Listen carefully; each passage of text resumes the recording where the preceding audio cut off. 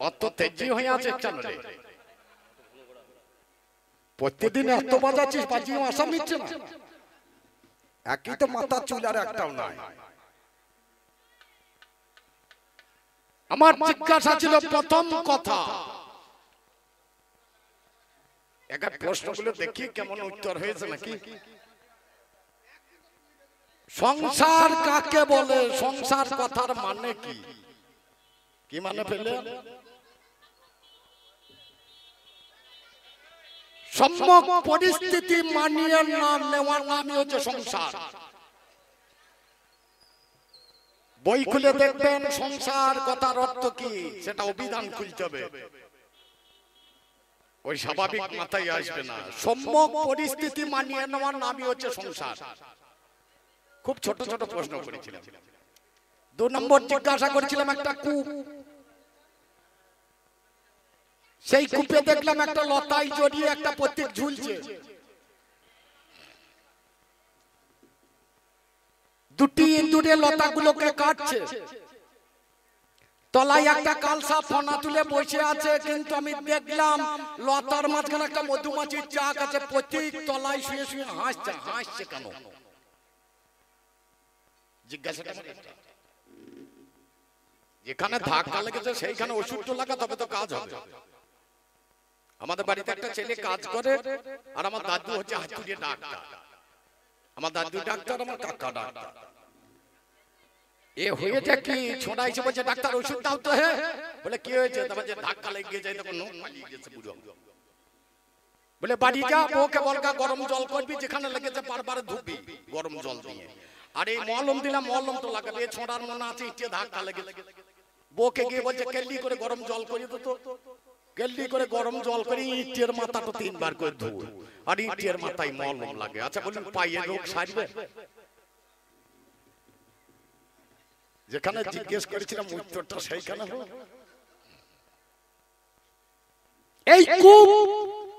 এই কূপ হচ্ছে বাসনার কূপ। লতা, এটা হচ্ছে আশা লতা। প্রত্যেকটা মানুষের আশা আছে, আরো টাকা হলে ভালো হয়। দুটি ইঁদুরে কাটছে বলে দিয়েছিলাম, একটা সাদা ইঁদুর, একটা কালো ইঁদুর। একটা দিন আর একটা রাত্রি কেটে চলেছে।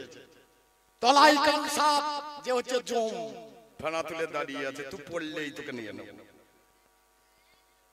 মধুমাছির চাক, এটা প্রত্যেক ঘরে ঘরে আছে। সংসারের মাঝখানে কে বলে কামিনী কাঞ্চন, যাকে বলে মেয়ে ছেলে। এর মুখে যখনই 1 ফোঁটা মধু পড়েছে, এর তখন হাসি আরম্ভ হয়েছে। যখনই বইয়ের কাছে যাই, তখন তার হাসি আরম্ভ হয়। আর তাই রে না রে নাই। একবার যাওয়ার পরে বলে যে যদি বলে আর একবার স্বামী হও কেন, তো যা যা হবে না।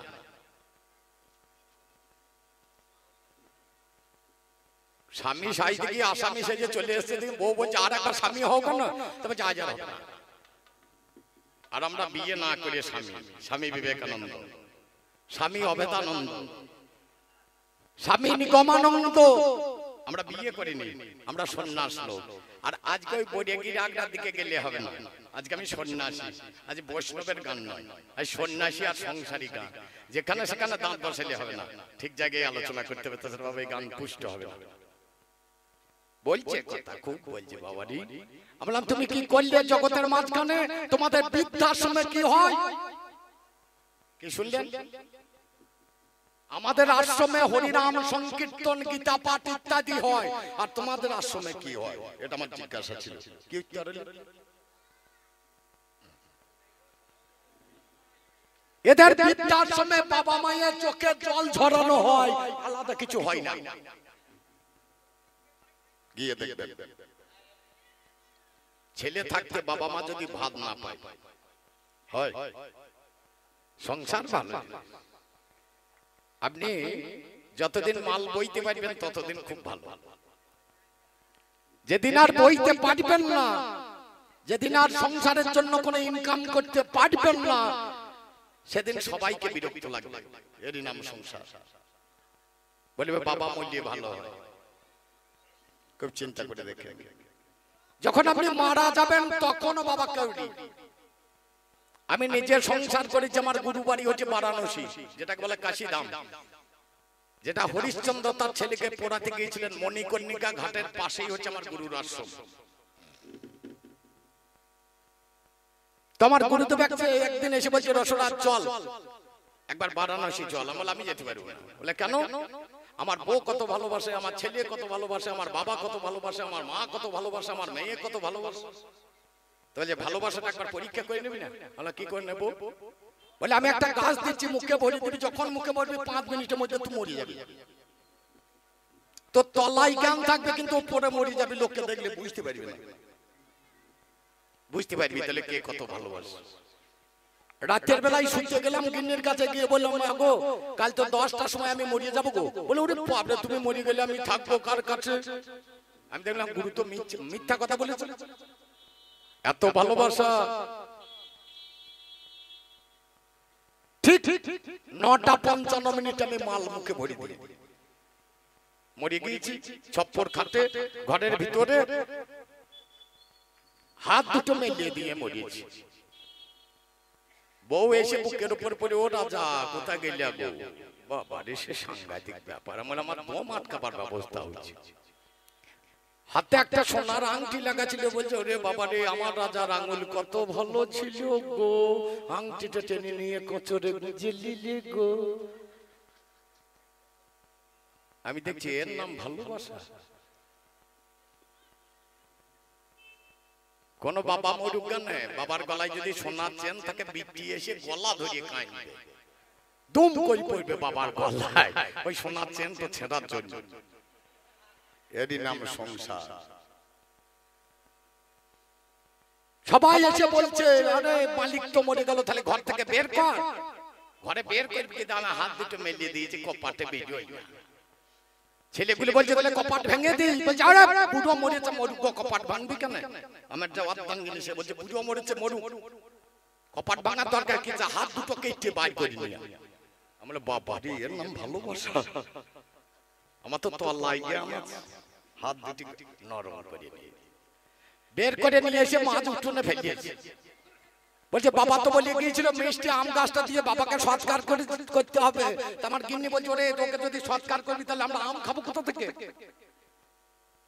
ওই যে 20 করন্দা গাছ আছে কাঠ গা, যাতে ধুমো হয়। এর নাম ভালোবাসা। ছেলে কাঁদছে, বাবা চলে গেল, মোটরসাইকেল কিনে দেবো বলেছিল। আমার জন্য কাঁদছে না, মোটরসাইকেলের জন্য কাঁদছে।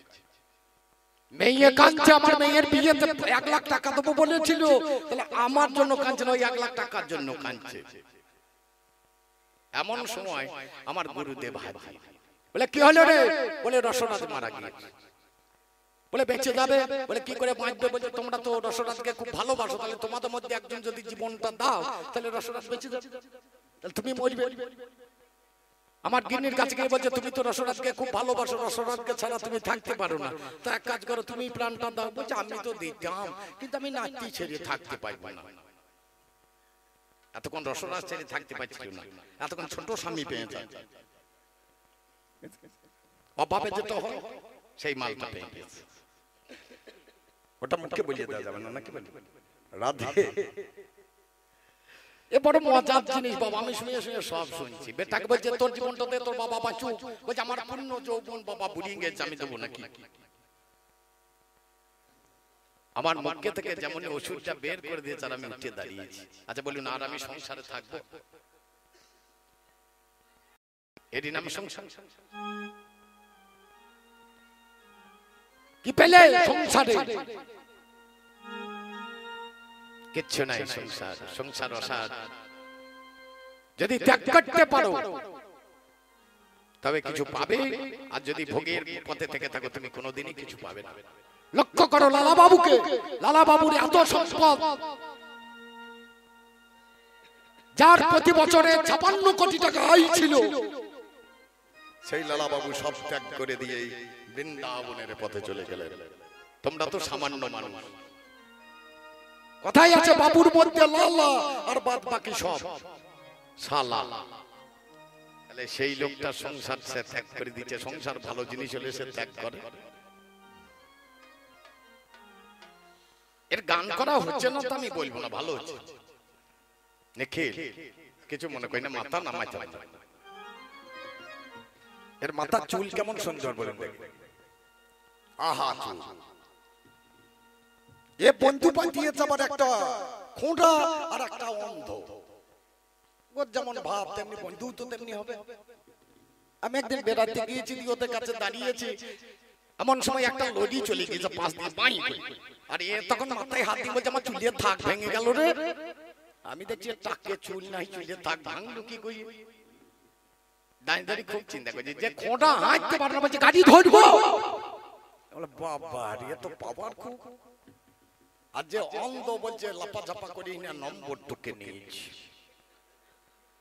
তাই তোর ওই অন্ধের নম্বর টুকা হইলে এতক্ষণ কবি গা। পঞ্চপাণ্ডব সন্ন্যাস নাই নাই, তারা নিয়েছিল অজ্ঞাতবাস। যেখানে সেখানে যা সব প্রশ্ন করলে হবে না, কবি গান করলে আগে প্রশ্ন করা শিখতে হয়। আমার গুরুদেব বলতেন কান পরে করবি, আগে প্রশ্ন করা শেষ। পঞ্চপাণ্ডব সন্ন্যাস নিয়েছিল না অজ্ঞাতবাসে গিয়েছিল, কোনটা ঠিক? মহাভারত খুলুন। তাদের 12 বছর বনবাস ছিল, 1 বছর অজ্ঞাতবাস ছিল। যা বলেছে বেশ বলেছে, আমার গান এবার একটু বলছে খুব, কিন্তু কি বলছে ঠিক হয় না। আচ্ছা বলুন, পৃথিবীর মধ্যে যত ফুল ফোটে সব ফুলই কি পুজো হয়?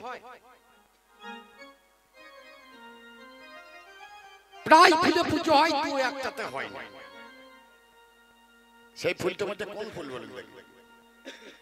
এখনই ফুটে আছে, আমি রাস্তায় আস্তে আস্তে দেখলাম পাকুড়া।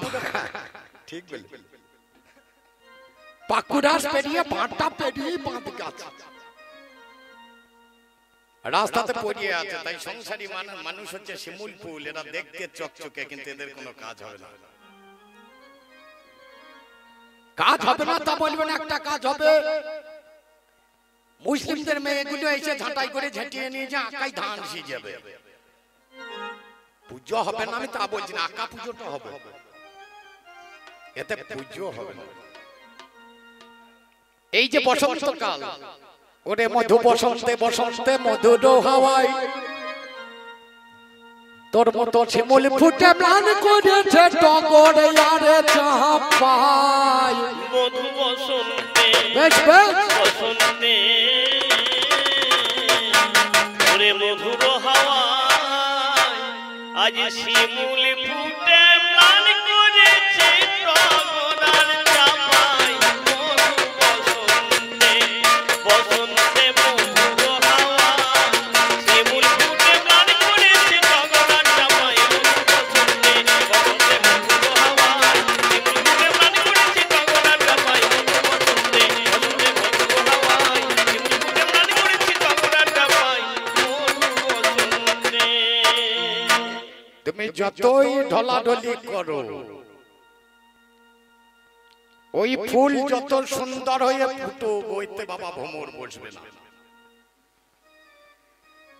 লক্ষ্য করে দেখবেন শিমুল ফুলের কোনো দিন, তুমি যতই করো ঢলাঢলি ওই ফুলে বসে না। তুমি যতই করো ঢলাঢলি ওই ফুলে বসে না।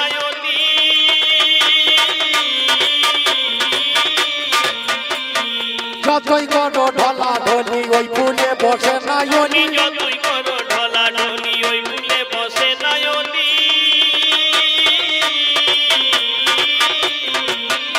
আবার ছিঁড়ে গেলে ফুলের কলি,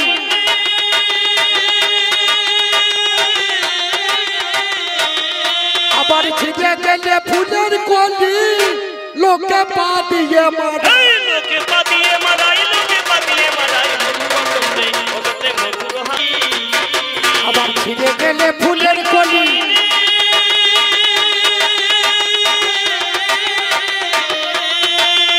আবার ছিঁড়ে গেলে ফুলের কলি লোকে পা দিয়ে মারাই। লোকে পা দিয়ে মারাই, লোকে পা দিয়ে মারাই। মধু বসন্তে বসন্তে মধুর হাওয়ায় করেছে টগর আর চাপাই। মধু বসন্তে বসন্তে মধুর হাওয়ায় করেছে টগর আর চাপাই। মধু বসন্তে বসন্তে মধুর হাওয়ায় করেছে টগর আর চাপাই। মধু বসন্তে।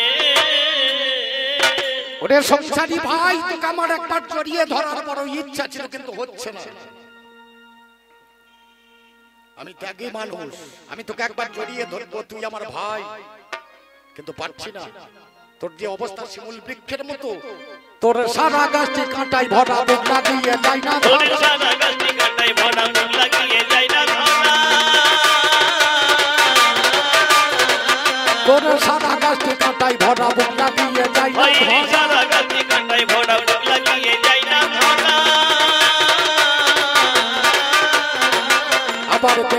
তো আদর করা,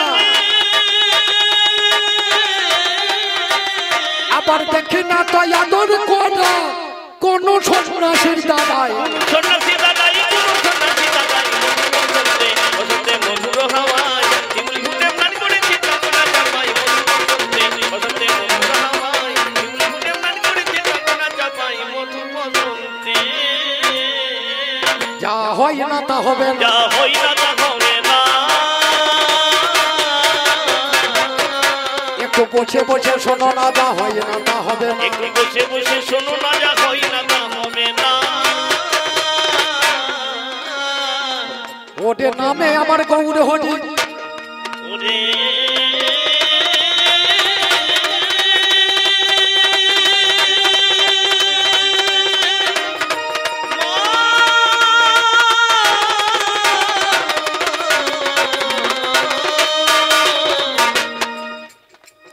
আমি সচির নন্দন,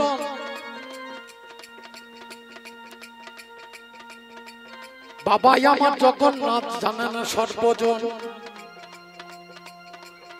আমি প্রথম বিয়ে করেছিলাম যার লক্ষ্মী প্রিয়া নাম, সর্বদংশনে মারা গেল তাকে হারালাম। আমার মা জননী দরদিনী স্নান করতে গেল,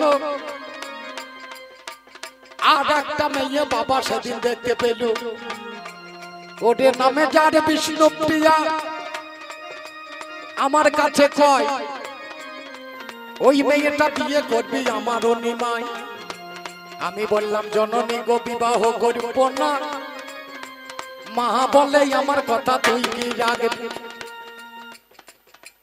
বাচ্চা রে শোন আমার কাছে, বিবাহ করতে হবে কথা নয় কমেছে। মায়ের কথা মতো আমি বিবাহ করিলাম। 24 বছর বয়সে সন্ন্যাস আমি নিলাম। কেন নিলাম? এই সন্ন্যাস নেওয়ার কারণটা কি? ওরে তেতা যুগে রামের রূপে আমি যেদিন ছিলাম ভাই, যেদিন বিশ্বামিত্র মুনি আমার নিতে এসে যায়,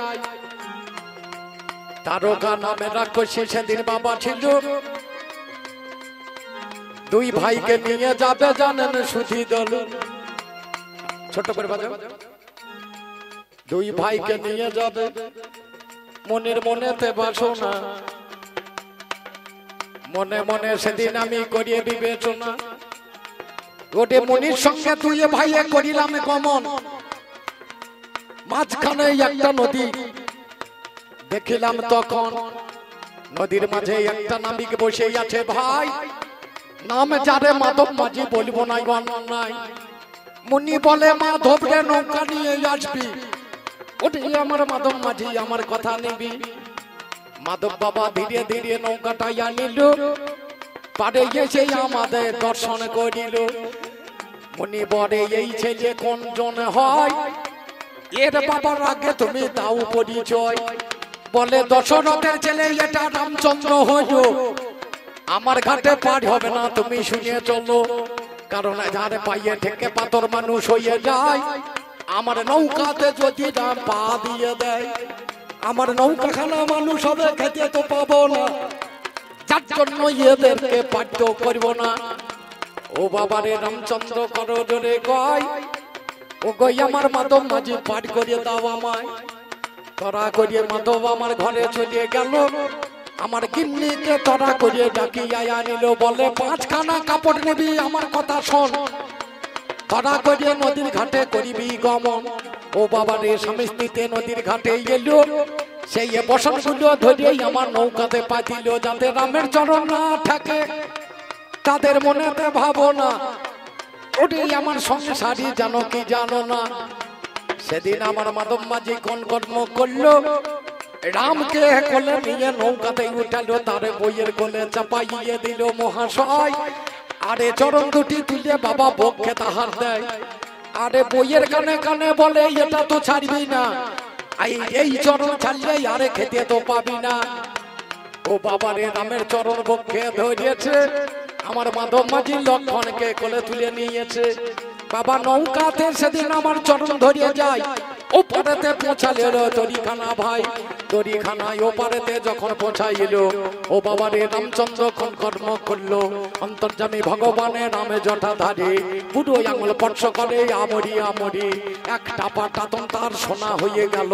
মাধব মাঝি সেদিন আমার বুঝিতে না দিল, ও বাবারে মাধব মাঝি কোন কর্ম করে, পিছন পিছন চলে যায় জানাই প্রকাশ করিয়ে, কিছু দূরে হইতে বাবা কিছু দূরে গেল, লক্ষণটা কোন সেদিন আমার দেখিবারে পেল।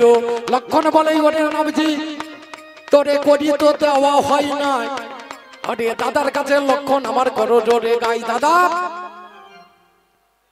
তুমি করি দাও নাই। হাসতে হাসতে রাম কাছে গিয়ে বলছে মাধব তোমাকে করি দেওয়া হয়, বলে তোমারটা নেব না, এদের দুজনের নেব। আমার নেবে না মানে, বলে তুমি আমার জাতির লোক, জাতির লোক যদি পার করতে হয়, আমি যেমন চাষার গায়ে গান করতে গেলে পয়সা নিই না, যে গায়ে বেশি চাষা আছে আমি নিজে চাষা, ওই জন্য চাষার গায়ে গান করতে গেলে আমি পয়সা নিই, অন্য জাতির চাই। কেমন মজা দিলে এই মাধব বলছে জাতির লোক হলে পরে তাকে আমি পার করে দিই। লক্ষণ রেখে গিয়ে ধনুর বান ধরি টান ধরি বলছে দেখবি তুই কোথা মাঝি, আমার দাদা কোথা রাধার ছেলে, ওরে কানতে কানতে বলে মাঝি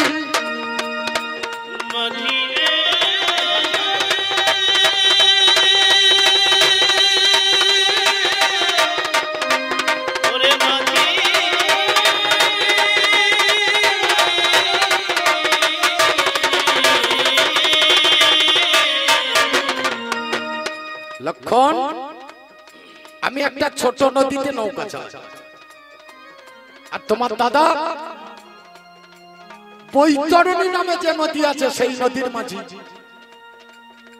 তাহলে আমি নৌকা চালাই ছোট নদীতে আমি মাঝি, আর তোমার দাদা বড় নদীতে নৌকা চালাই তোমার দাদা বড় মাঝি। লক্ষণ তবু বুঝতে পারি।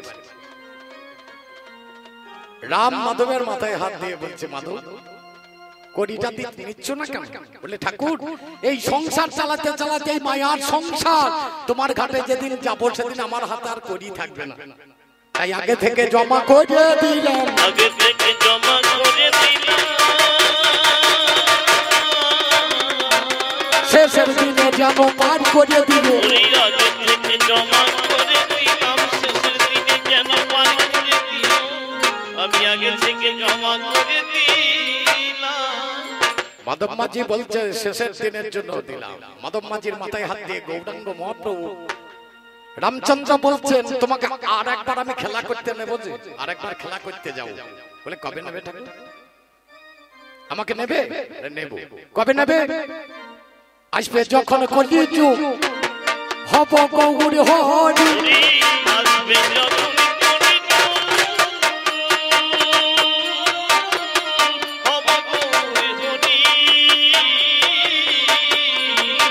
কাঞ্চন করে তুমি যাবে হবে গো ভান্ডারি, নগরে তুমি যাবে হবে ভান্ডারি, তোমার মধু না পিছে নামটা হবে,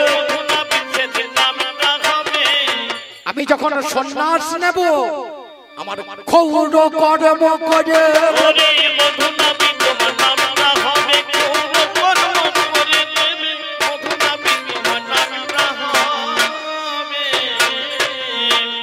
তাহলে 24 বছর বয়সে পার হয়ে এলো কাটোয়াতে রাত্রি 12টার সময়।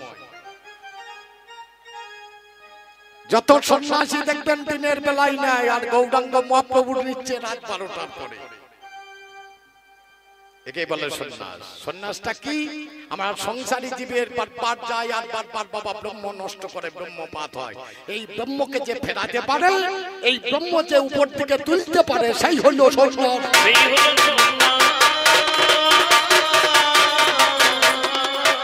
যে ঘাট আমি পার হলাম গঙ্গা, তো এই ঘাটের নাম হচ্ছে নির্দয়ার ঘাট। এই ঘাটে দয়া নেই, এই ঘাটে মায়া নেই। আপনারা নিজে নিজে ভাবুন, আপনারা যে ঘাটে আসতে ভাই, আমরা যে ঘাটে পার হতে যাই সেই ঘাটে দয়া মায়া আছে? বুকে হাত দিয়ে দেখুন, আমি তা দেখিয়ে দেবো না ঘাট। আপনারা সংসারী মানুষ, সংসার দেখাবে। আমরা যে ঘাটে পার হতে যাই সে ঘাটে কোনোদিন কাউকে দয়া মায়া বলতে কিছু আছে? যদি ওপার পর্যন্ত পৌঁছাতে পারেন তবে হবে সন্ন্যাস, আর মাঝখানে যদি ডুবে যান তাহলে হবে সর্বনাশ। এইটাই হচ্ছে সংসার আর সন্ন্যাসের কাজ। ব্রহ্মকে যে উপর মহলে রাখতে পারে সে সন্ন্যাস, আর ব্রহ্মকে যে নষ্ট করে সে হচ্ছে সংসারী। এইটা হচ্ছে কবিগানের বিষয়। উল্টো পাল্টা করলে কাজ হবে না, উল্টো পাল্টা করলে কাজ হবে না। 24 বছর বয়সে যখন নদীর উপরে আমি পৌঁছালাম, ডাকলাম মধুরে আমার ক্ষৌর কর্ম করে দে, আমার চুলগুলো মুড়িয়ে দে, আমি যে সন্ন্যাস নেব। বলে ঠাকুর খুর কাঁচি সব নিয়ে গঙ্গা জলে দাঁড়িয়ে দাঁড়িয়ে স্তব করছে, মা গঙ্গা, হে মা গঙ্গা, আমার মতো পাপী যেন জগতে আর কোনোদিন কেউ না জন্মায়। মা গঙ্গা উঠেছে বলছে, মধু এত দুঃখ কিসের? বলে ভগবানের পথে হাত দেওয়া যায়, কিন্তু আমি এত অভাজন, আমি এত পাপী, ভগবানের মাথায় হাত দিয়ে আমি ক্ষৌর করব? মা তুমি আমাকে বর দাও।